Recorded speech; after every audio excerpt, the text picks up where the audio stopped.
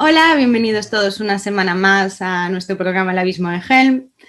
Como en cada ocasión me acompaña Dani. Bienvenido, Dani. Hola, ¿qué tal? Y hoy vamos a hablar un poquito sobre la legitimidad de los poderes públicos a la hora de tomar decisiones, ya que últimamente es un tema que a veces se habla, sobre todo en lo relacionado con el ámbito sanitario, de si deben ser los políticos o los científicos o especialistas en los que debe recaer la toma de según qué decisiones.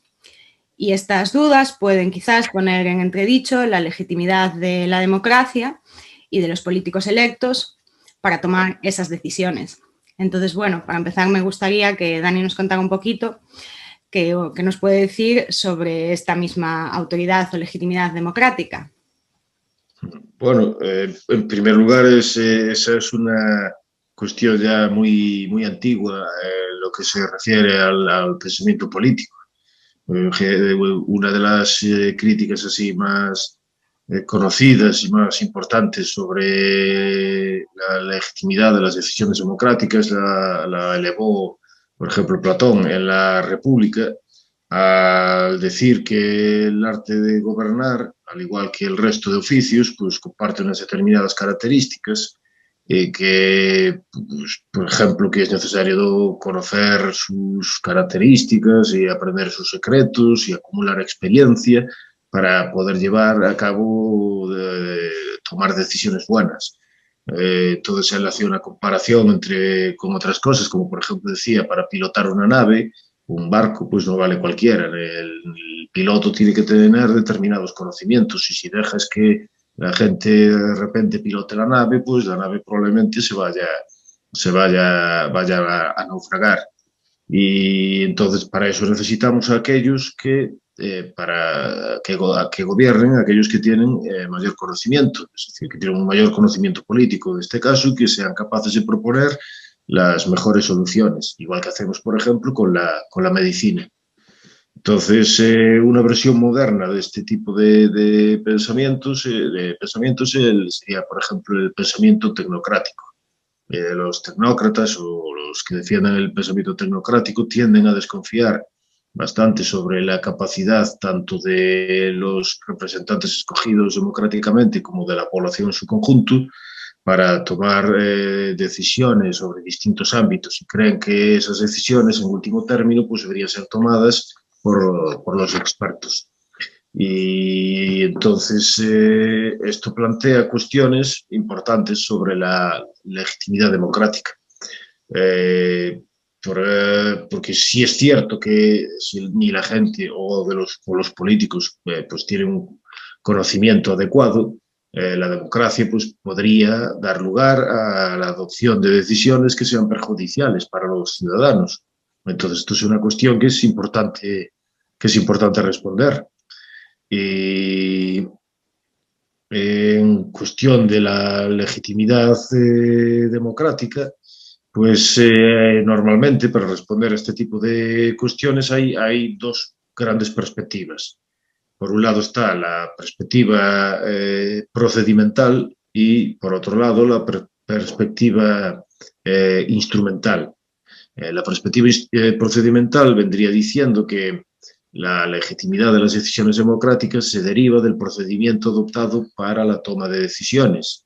Si el procedimiento tiene unas determinadas características, pues entonces las decisiones serán legítimas.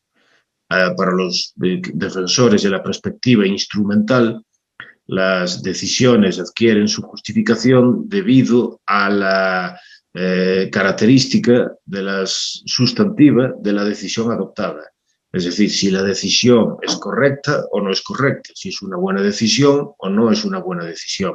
También es verdad que hay muchos autores que comparten o combinan ambos tipos de visiones. Y entonces esto nos plantea pues, también bastantes cuestiones. Es decir, por un lado tenemos que ver cuál de estas dos perspectivas o si estas dos perspectivas son importantes o si pueden funcionar. Y yo creo que la primera perspectiva, la puramente procedimental, no puede funcionar o no puede justificar o legitimar a la democracia si no incorpora, a su vez, la perspectiva instrumental. Y creo que la perspectiva instrumental, dentro de la democracia, existen cuestiones que plantean serias dudas sobre la capacidad instrumental de la democracia. Y esto representaría una erosión de este sistema de gobierno. Esto no quiere decir que luego esto justificase o no un gobierno por expertos, pero por lo menos para empezar, primero hay que referirse a las cuestiones relacionadas con el sistema democrático. Entonces, sobre esta cuestión, empezaremos con la concepción procedimental.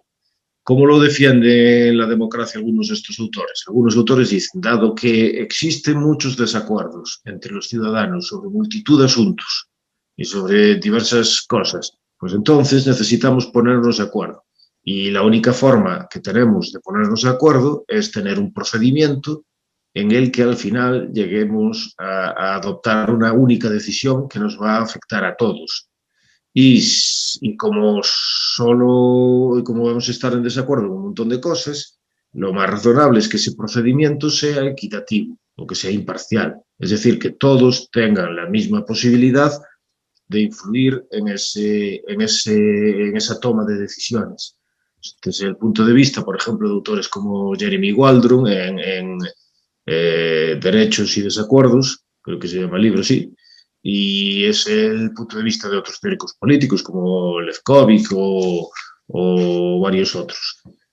Esto tiene un problema, que es que si exclusivamente nos centramos en la cuestión de la equidad o de la imparcialidad del procedimiento, entonces no podríamos dar respuesta a una cuestión que planteó otro teórico que se llama David Eslund.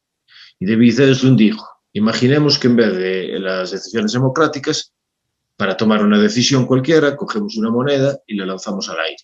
Y según las opciones que tengamos, pues decidimos así, lanzando monedas al aire. Ese procedimiento es igual de imparcial, en el sentido de que nadie interfiere arbitrariamente, se selecciona así al azar. Sin embargo, a nadie le parece un procedimiento adecuado. Por lo tanto, el mero hecho de la imparcialidad no parece que determine si un procedimiento es adecuado para la toma de decisiones políticas. Otros autores, entonces, además de hablar o hacer referencia a la existencia de desacuerdos, hablan también del respeto que el procedimiento democrático muestra por todos y cada uno de los participantes. Como todos pueden participar e influir en la toma de decisiones públicas a través o bien de las elecciones democráticas o bien a través de procesos deliberativos, pues este sistema plantea o muestra un respeto moral por todas las personas y por lo tanto se demuestra que no hay un estatus diferente, que no hay unos que dominen sobre otros. Pero esto también se puede responder o se le puede aplicar críticas a esta idea diciendo que hay autores, por ejemplo, que plantean la posibilidad de establecer sistemas en los que la selección, tanto o bien de las decisiones o bien de los representantes políticos, se adopten por lotería. Adopta lo que sería un sistema de lotocracia. Entonces, dado que todos los miembros participan también y podrían ser seleccionados en ese sistema, pues este sistema también presentaría un respeto igual por todas las personas, que todas pueden llegar a ser el presidente de gobierno por democracia. Yo, por cierto, creo que no, el sistema de la lotocracia no iba a ser peor que lo que tenemos, probablemente, en muchas circunstancias. Esto también es una crítica importante, porque si estos sistemas alternativos no se defienden o no se consideran así, se consideran como si fueran una locura, entonces parece que el mero respeto a la posibilidad de participar en el proceso de toma de decisiones no es lo que justificaría o legitimaría las decisiones democráticas. Y luego además hay otras cuestiones, porque, por ejemplo, nosotros podemos imaginar también un sistema muy parecido al que existe ahora con con democracia representativa, incluso con democracia deliberativa, donde la gente va y tiene toda la misma capacidad para influir en la toma de decisión, en la adopción de decisiones, así mediante votaciones o mediante la deliberación, pero imaginemos que estas instituciones no pueden adoptar decisiones vinculantes, o sea, no pueden imponerle a la población esas decisiones.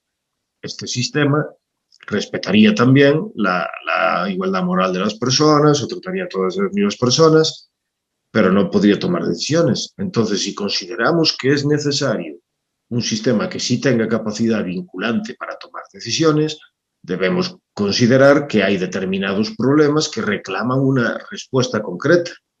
Y si reclaman una respuesta concreta, esa respuesta tiene que ser mejor o peor, en el sentido de que resuelve mejor o peor el problema concreto del que estamos hablando, porque si no existiesen respuestas mejores o peores, ¿para qué hacer obligatorias las decisiones adoptadas por las instituciones democráticas?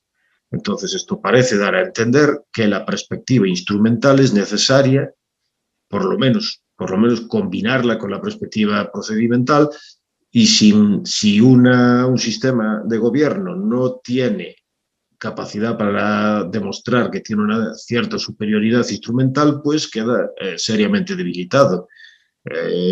Autores como Richard Arneson, por ejemplo, él decía que la perspectiva procedimental no podía funcionar porque, por ejemplo, si las decisiones adoptadas perjudican o los derechos o las circunstancias o la situación de los individuos, muy difícilmente se puede decir que muestra un respeto por la igualdad moral de las personas. Por lo tanto, parece ser que la perspectiva procedimental es necesaria. Esto pasa incluso que cuando hablamos de la democracia deliberativa. La democracia deliberativa normalmente se justifica porque la gente puede participar, tiene la igualdad de participar, y porque puede aportar razones y argumentos sobre cuáles consideran que son las mejores soluciones a los diversos problemas. Pero simplemente la posibilidad de participar no puede fundamentar, o sea, la fundamentación última que legitimase una democracia deliberativa.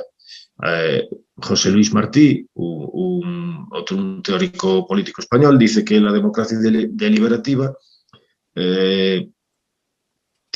conlleva implícitamente la necesidad de justificar la toma de decisiones de forma epistémica. Epistémica quiere decir que se obtiene un conocimiento sobre cuál es la mejor decisión. ¿Y por qué es así? Porque si la democracia deliberativa se justifica porque estamos argumentando y dando razones sobre cuáles son las cosas que debemos hacer, entonces estamos suponiendo que hay algún criterio que permite diferenciar entre buenos y peores entre mejores y peores argumentos. Entonces necesitamos un criterio intersubjetivo de verdad que sea independiente del propio procedimiento. Entonces, incluso la democracia deliberativa parece ser que la perspectiva instrumental, en este caso la perspectiva epistémica, pues es también necesaria para defender la superioridad de este tipo de sistemas. Y eso nos lleva entonces a la cuestión o como por ejemplo también hay algunos autores que dicen, algunos republicanos, por ejemplo, hablan de que la deliberación es buena porque permite el incremento de la virtud cívica, promueve la virtud cívica de los participantes, porque en ese proceso de intercambio de decisiones abandonan sus intereses así egoístas y privados y tienden a pensar en términos del bien común. Pero la cuestión es, si no tenemos una manera para determinar de forma objetiva qué es el bien común, esa virtud es como mínimo irrelevante, porque si cualquier cosa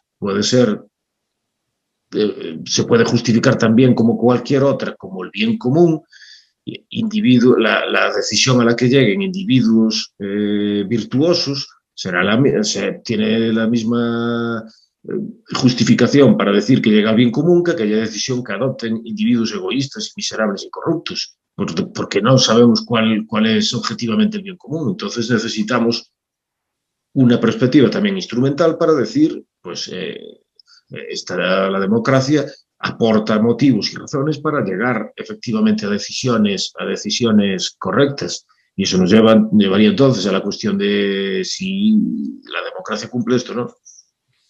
Exacto. Y de hecho esa sería mi siguiente pregunta. Partiendo de las premisas que has establecido a nivel teórico, a mí me gustaría saber tu opinión sobre si tenemos razones para verdaderamente creer que las democracias actuales son capaces de adoptar decisiones que resuelvan los problemas concretos de una forma adecuada. Y también si podemos creer que tienen ventajas sustantivas sobre otros sistemas. Sí, pues hay diversas maneras para defender que las democracias tienen ventajas sustantivas o ventajas instrumentales. Hay algunas que eran más populares en tiempos pasados, por lo menos entre los teóricos, y otras que se están haciendo ahora más populares, por lo menos en círculos académicos. Una de las más populares en el pasado era la idea de la agregación de preferencias. Es decir, que la democracia tenía una ventaja instrumental porque permitía agregar las preferencias de los ciudadanos y adoptar decisiones así basadas en el número mayoritario de esta agregación de preferencias. Sin embargo, esta idea ahora está bastante en descrédito por dos motivos principales. Por un lado está la idea del Arrow, el teorema de Arrow, que es un teorema que presenta problemas de incoherencia en el proceso de toma democrática de decisiones y dice que no se puede llegar a conseguir una solución coherente que agregue de forma coherente las decisiones de los diversos participantes. Entonces hay problemas de lo que se conocería como, por ejemplo, uno de los problemas es lo de la imposibilidad de comparar las utilidades intersubjetivas de las distintas personas. Pero bueno, Arrow hace un tratamiento matemático y dice que por diversas cuestiones que no se puede llegar a conseguir una respuesta así coherente. Entonces muchos autores, por un lado, utilizan este teorema de Arrow para desacreditar la idea esa de la agregación, pero luego además hay otros autores que dicen que incluso la propia idea de la agregación de preferencias es falible o tiene serios problemas por la cuestión de que parece dar a entender que las preferencias están fijas y son fijas y están dadas de antemano. Es decir, que no importa el proceso de creación o cómo se llega a construir, las distintas personas llegan a construir sus preferencias, sino que lo da como si fuera un dato así científico de forma puramente naturalista. Un dato que está dado de antemano y que, por lo tanto, solo tenemos que extraer la agregación como si fuera así como con métodos matemáticos y entonces ya podemos conseguir descubrir cuáles son las preferencias. Y muchos autores dicen que no, que tenemos que ver también cuál es el procedimiento a través del que se crean esas preferencias. Entonces, este razonamiento, por lo tanto, está bastante en descrédito. Entonces, otras defensas posibles e instrumentales de la democracia sería apelar a las consecuencias positivas que producen estos regímenes o estos sistemas políticos. Entonces hay algunos autores que dicen que la democracia tiene valor instrumental porque tiende a generar un mayor crecimiento económico, porque promueve la paz, porque asegura una mejor defensa de los derechos de las personas o cosas similares.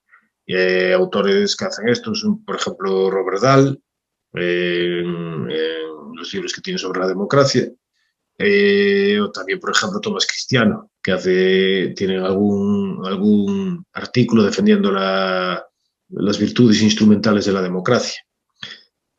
Desde mi punto de vista, esta defensa tiene también varios problemas. El primero es que uno necesitaría establecer una conexión causal y tener pruebas muy fuertes de que existe una conexión causal directa entre la democracia y esas consecuencias positivas a las que aluden estos autores.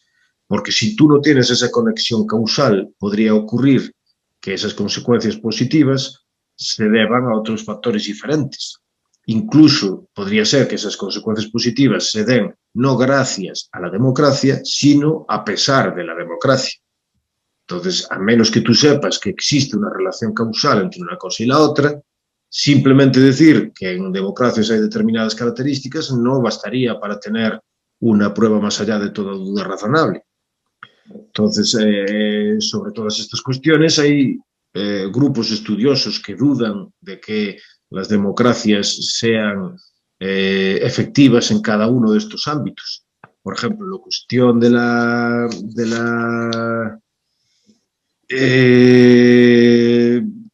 mejora o sea, la paz, la promoción de la paz entre los distintos países, porque hay muchos estos que dicen que las democracias promueven la paz, pues hay lo que se conoce como los teóricos de la paz capitalista, que dicen que los países tienden a promover o a tener unas relaciones más pacíficas, no gracias a la democracia, sino gracias a la integración de los mercados, a la creación de intereses comunes y, en definitiva, al proceso económico capitalista que hace que los distintos países puedan crecer o puedan prosperar de forma independiente del uso de la violencia.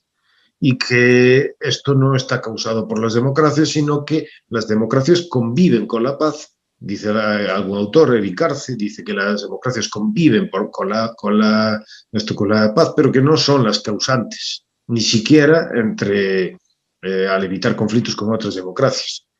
Y también hay otros autores que hablan de lo mismo en relación con lo del crecimiento económico.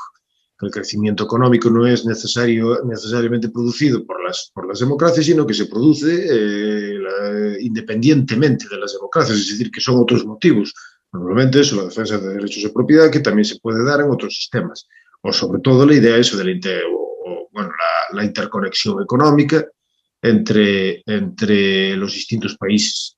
Y por lo que se refiere a la protección de las libertades y de los derechos, un teórico que se llama Ryan Pevnik dice que la comparación, generalmente cuando se realiza esta comparación entre democracias y otros sistemas, es una comparación tendenciosa y sesgada. Se suele seleccionar a aquellos sistemas no democráticos más opresivos y más terribles y más miserables, y se les suele comparar con las democracias menos opresoras. Y entonces él dice que, por ejemplo, tenemos ejemplos de determinados países no democráticos, como él dice, por ejemplo, Omán, Singapur o Hong Kong, antes de que hubiese, por ejemplo, elecciones democráticas en Hong Kong. Y estos países que no son democráticos no vulneraban los derechos de las personas o no los vulneraban de una forma tremendamente grave o tan grave como otros sitios. Y sin embargo, que sí hay democracias, como por ejemplo Turquía o la India o Mongolia, que sí vulneran los derechos de sus ciudadanos de una forma mucho más grave. Entonces, que esta comparación no se realiza de una forma simétrica, sino muy selectiva. Y además, incluso en el caso de que fuese cierto de que todas las democracias son los mejores sistemas en comparación con los alternativos, tendríamos otro problema, que es decir, tú no puedes comparar los resultados empíricos de las democracias actuales con sistemas alternativos que todavía no se hayan probado. Porque, por ejemplo, imaginemos en el siglo XVIII, si yo hiciese esta misma defensa, eso, es decir, en el siglo XVIII o XVII, cuando no existían las democracias a gran escala que tenemos ahora, si alguien, antes de que sus defensores apareciesen y dijesen las democracias son mejores sistemas, y los críticos podrían decir, ya, bueno, pero los mejores sistemas que funcionan de momento son estos y estos, sean cuales fueren, y por lo tanto no tenemos por qué probar ningún otro sistema. Eso hubiera impedido, si se llegase a realizar, la aparición de democracias. Por lo tanto, esto tendríamos que aplicarlo también a las democracias. Puede haber otros sistemas que sean mejores y que funcionen de una forma mejor. Por lo tanto, los análisis empíricos, incluso que demostrasen todas estas cosas que ya planteamos dudas sobre ellas, no bastarían para proscribir la experimentación con otros sistemas. Y por eso, últimamente hay otros autores que plantean otra estrategia diferente, que dicen que las democracias son más efectivas instrumentalmente porque por motivos epistémicos, es decir, que tienen razones que las llevan a adoptar mejores decisiones basadas en el conocimiento. Esto es lo que David Eslund llama el procedimentalismo epistémico. Las democracias serían sistemas justificables que tienden a producir decisiones correctas en un porcentaje superior al del azar. Es decir, en un caso superior al del 50%, las democracias aciertan con las decisiones que adoptan. Y entonces esto sería un motivo bastante fuerte para aceptar que las democracias son sistemas instrumentalmente útiles, porque funcionan mejor que el azar, tienden a producir decisiones correctas. Entonces, ¿existen razones para creer que esto es así? Los ejemplos que se suelen utilizar generalmente son de tres tipos. Hay, por ejemplo, lo que se habla del milagro de la agregación. Y el milagro de la agregación es que cuando distintas personas intentan llegar a una solución, pues que la decisión se va a concentrar en la decisión correcta. Mientras que aquellos que votan de una forma pues, menos... o sea, que como tienes un conocimiento diverso, los participantes que están bien informados tenderán a acumularse en la decisión correcta y los votantes que no están bien informados, pues se distribuyen al azar. Y como la distribución al azar irá para un lado o para el otro, la decisión correcta se agrupará en aquellos, los votantes bien informados se agruparán en la decisión correcta y la decisión correcta tenderá a triunfar. O tenemos, por ejemplo, el teorema del jurado de Condorcet, que dice que cuando mayor sea el número de participantes en un proceso electoral, pues mayor es la probabilidad de alcanzar resultados sustantivamente correctos si asumimos que los participantes tienen una competencia superior al azar, es decir, si aciertan más del 50%. Pues es la tercera construcción teórica que emplean los defensores epistémicos de la democracia. Se apoya también a la idea de la diversidad cognitiva, aplicando un teorema matemático así muy complejo que se llama el teorema de Hofpage, y que básicamente la idea general dice que al aprovechar la variedad de conocimientos y que dispone una multitud de votantes, la democracia produce mejores resultados que un procedimiento que solo utilice el conocimiento de aquellas personas más capacitadas y que tienen una mayor información. Ahora bien, la principal dificultad que tienen todas estas construcciones teóricas es que dependen para funcionar de unas condiciones muy restrictivas. Algunos autores dicen que son así como curiosidades matemáticas que no sirven para aplicar en el mundo real. Porque, por ejemplo, el milagro de la agregación solo puede funcionar si los votos de los ciudadanos desinformados se distribuyen al azar. Pero esto no, parece que no tengamos motivos para aceptar que los votos de los ciudadanos desinformados se distribuyen al azar. También el teorema del jurado solo puede funcionar si los votantes adoptan sus decisiones de forma independiente, unos de otros. Y el de Hofpage el teorema de Hofpage solo funciona si los votantes si razonan de una forma lo suficientemente sofisticada y están dispuestos a escuchar y aceptar a los demás. Estas críticas, por ejemplo, y la siguiente que voy a hacer, se la recoge Jason Brennan en su libro Contra la democracia. Y otro de los elementos principales es que si todos los votantes, los ciudadanos, no todos, pero si los ciudadanos generalmente cometen errores sistemáticos en sus razonamientos políticos, estos tres mecanismos pues quedarían en entredicho. Entonces la cuestión es, ¿tenemos razones para creer que los ciudadanos en democracia cometen errores sistemáticos? Pues hay autores que creen que sí, porque hay motivos teóricos muy importantes para creer que esto es así. Por un lado tenemos la cuestión de la ignorancia racional.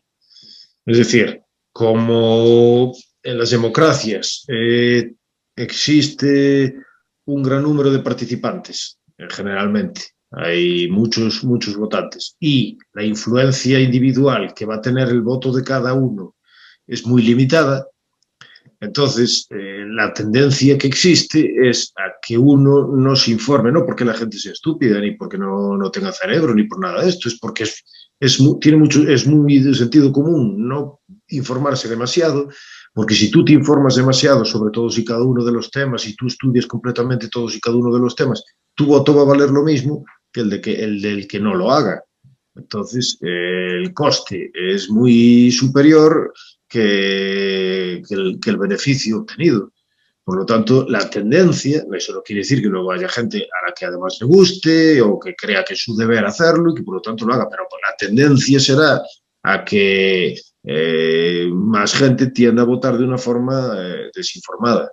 Luego también hay otros motivos. Brian Kaplan fue el que dijo este motivo, que es el de no solo hay un incentivo a que la gente vote, o sea, que sea racionalmente desinformada, sino también racionalmente irracional, aunque parezca una paradoja.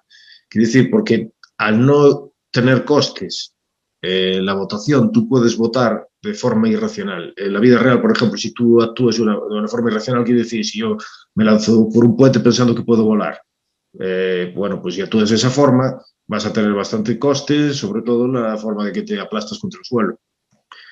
Sin embargo, si tú te votas de una forma irracional, yo qué sé, por que odias el bigote del candidato, o porque no te gusta cómo suena su voz, o por lo que sea, no vas a tener más coste que si votas de una forma más sensata. Vas a tener el mismo coste. Por lo tanto, también hay una tendencia que aquellos que votan de forma irracional, pues no sufren costes y por lo tanto pueden permitírselo. Luego, por otro lado, también tenemos la cuestión relacionada con los grupos de presión, por ejemplo. Es decir, por un lado, tenemos el argumento de Hoppe, es decir, que las democracias generalmente pues son, bueno, claro, tienen un parámetro temporal muy limitado. Entonces, tienden a adoptar decisiones que solo piensan a muy corto plazo. Y esto, si lo unimos con la posibilidad de que determinados grupos de presión, que son pequeños y que se pueden organizar bien, intenten influir sobre los electores, sobre los políticos y sobre los que toman las decisiones, entonces tenemos que generalmente hay una tendencia a que los estados y los políticos democráticos y los grupos de presión tiendan a proponer determinadas teorías sobre el mundo que son erróneas, porque eso les facilita adoptar decisiones que a ellos les benefician. Entonces tienden a proponer, a promover la irracionalidad entre los propios votantes, porque de esa manera es más fácil controlarlos y dominarlos. Entonces, por ejemplo, hay autores, Guido Pincioni y Fernando Tesón, que dicen que los políticos y los miembros de los grupos de presión tienen un incentivo para suministrar información y teorías falsas, distorsionadas o engañosas.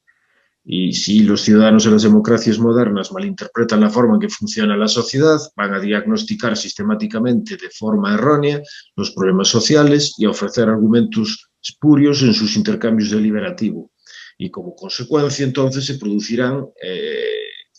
se recomendarán políticas que son inadecuadas. Entonces, existen bastantes razones teóricas para considerar que las democracias no tienen esas ventajas epistémicas de las que hablaba David Leslie.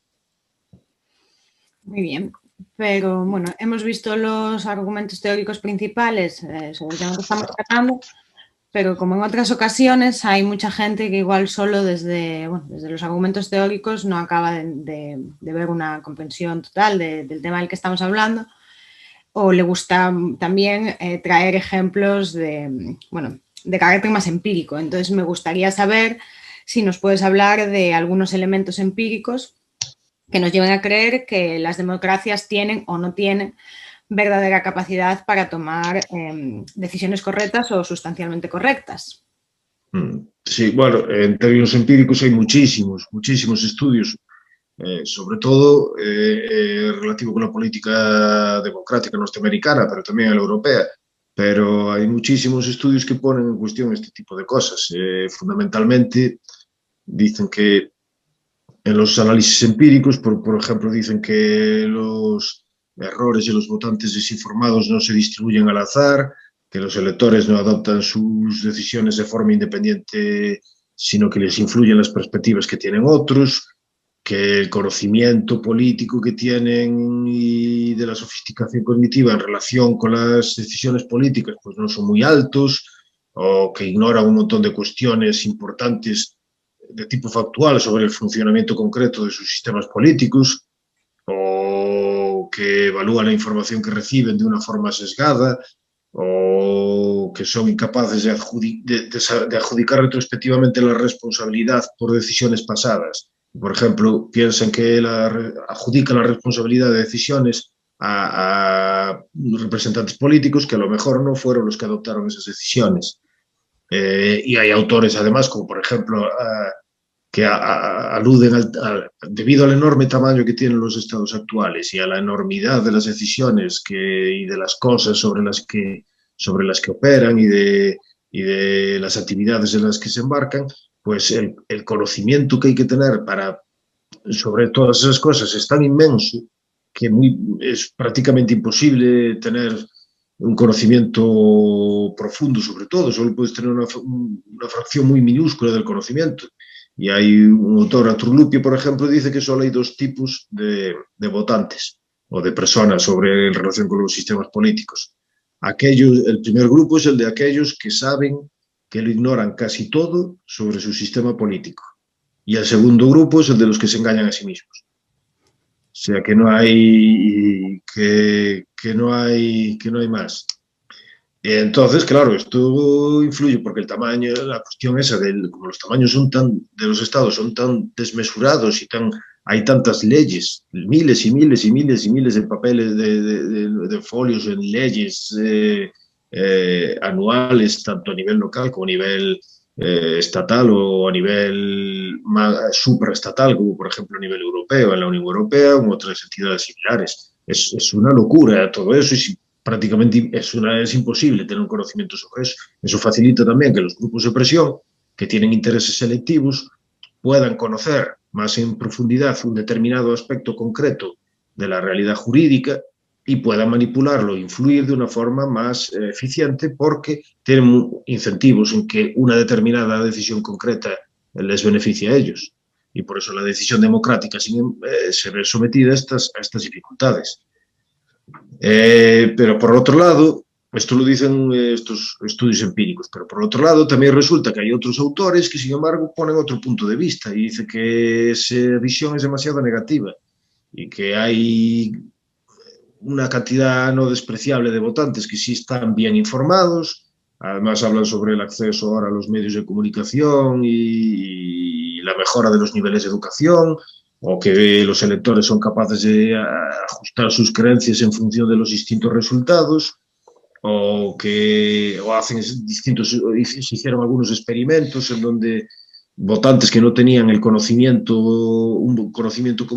completo, sin embargo, tomaron decisiones que luego no modificaron cuando sí tuvieron un conocimiento completo de la situación. Entonces decían que adoptaron la decisión correcta o la decisión que adoptarían en una situación en la que tuviesen un conocimiento mayor. Lo interesante de esta cuestión es que estos dos tipos de estudios empíricos se realizan con métodos similares y con datos similares. Y sin embargo, las conclusiones a las que llegan unos y otros son completamente opuestas. Por eso hay algunos autores especialistas en estas cuestiones que dicen que esta literatura pues que es esquizofrénica, que dice cosas divergentes. Y entonces Lauri Rapelli, que es otra autora, dice que el problema que existe con estas cuestiones es la incapacidad para llegar a una definición concreta de lo que significa conocimiento político. Pero Esto también pasa, por ejemplo, con la democracia deliberativa, porque hay autores, por ejemplo, que dicen que la democracia deliberativa no promueve la virtud cívica, sino todo lo contrario, promueve la polarización y que cuanta más deliberación haya, más enfrentadas van a ser las posturas y que la gente no razona en los ámbitos deliberativos de una forma empática, intentando buscar comprender la posición del otro, sino que razona de una forma bastante agresiva y que entonces que no se promueven esas virtudes que supuestamente tiene la democracia deliberativa tal como la definen sus defensores. Pero bueno, en cualquier caso, lo que yo creo que sí se puede llegar a decir es que en términos empíricos no hay pruebas evidentes a favor ni de la postura, de ninguna de las posturas y por lo tanto no se puede utilizar la alusión a los resultados empíricos para decir que las democracias sí producen mejores resultados. Y desde mi punto de vista, como es necesario tener una demostración más allá de toda duda razonable sobre la autoridad de los sistemas políticos, esto implicaría que los sistemas democráticos no tienen este tipo de autoridad, puesto que no son capaces de adoptar decisiones correctas, que no está demostrado, más allá de toda duda razonable, que puedan adoptar decisiones correctas, que es algo necesario para que puedan disponer de legitimidad. Pues muy bien, muy interesante. Y nada, bueno, para ir acabando, me gustaría entonces saber qué conclusiones podemos sacar de todas estas premisas, tanto teóricas como empíricas que has establecido. Bueno, más que cuáles podemos sacar, cuáles sacas tú, en resumidas cuentas.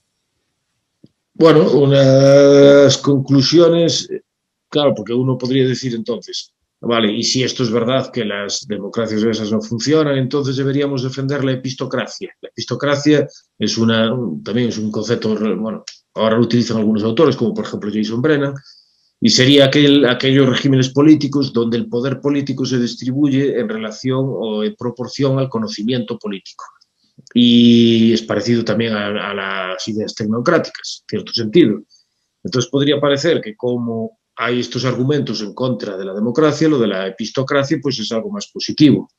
Y en principio, no, esto ahora mismo no lo vamos a hacer, lo podemos dejar para otro, no voy a dar todas las razones, lo podemos dejar para el siguiente programa, pero hay una principal que es lo que también la dice David Zeslum, que es la falacia del jefe experto.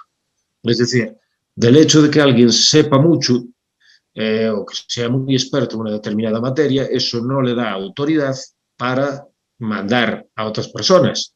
De la misma forma que si alguien puede decir, sabe mucho sobre, yo por ejemplo quiero escribir una novela y voy a usar una máquina de escribir, porque soy un cavernícola, y me viene alguien que sabe mucho sobre ordenadores y tal, me dice, no, los ordenadores son muchísimo más eficientes que las máquinas de escribir.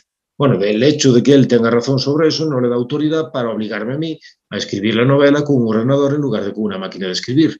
Por lo tanto, hay un salto ahí que no justifica que los que tengan mucho conocimiento, en el caso de que tengan mucho conocimiento, porque muchas veces realmente no lo tienen, pues que manden. Entonces, del hecho de que, la conclusión más clara que quiero decir es que del hecho de que las democracias tengan este problema, no se sigue necesariamente que los expertos o los tecnócratas vayan a gobernar mejor, y en el siguiente programa pues vamos a ver razones que pueden poner en duda la cuestión de que los gobiernos expertos o de tecnócratas pues sean superiores. Pues muy bien, pues entonces hasta aquí llegaría nuestro programa de hoy. Como siempre, antes de despedirnos, recordaros que toda vuestra ayuda significa mucho para nosotros y para poder seguir manteniendo la labor del canal, que os suscribáis, que nos dejéis vuestros comentarios y vuestras interacciones, vuestros likes, que compartáis con aquellos que penséis que pueden estar interesados en este contenido. Y bueno, sin más, nos despedimos hasta muy pronto. Gracias a todos por acompañarnos. Hasta luego. Hasta luego.